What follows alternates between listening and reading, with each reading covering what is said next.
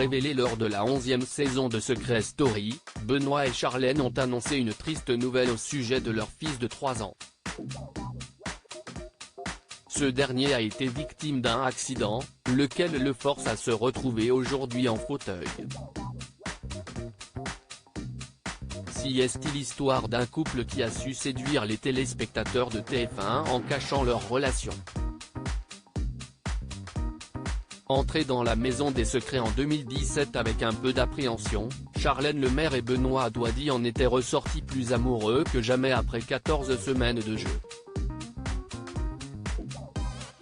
La visibilité acquise au cours de l'émission leur a permis de se lancer dans le métier d'influenceur dès leur sortie, et les tourtereaux en ont profité pour partager avec leurs abonnés des moments importants de leur vie. Comme la naissance de leur premier enfant, un garçon nommé Thiam, et l'arrivée prochaine d'une petite fille. Mais, en attendant de pouvoir célébrer ce nouveau quotidien à 4, les deux Tourangeaux ont annoncé sur Instagram une triste nouvelle au sujet de leur fils de 3 ans. Le moral en berne, Benoît a raconté le regrettable accident domestique dont a été victime son fils. Je suis habituellement une personne positive mais le cap est dur à passer et à accepter. Le voir en fauteuil me brise le cœur. Que de regrets, a-t-il écrit dans un premier temps, en légende d'un cliché en noir et blanc de lui et sa progéniture.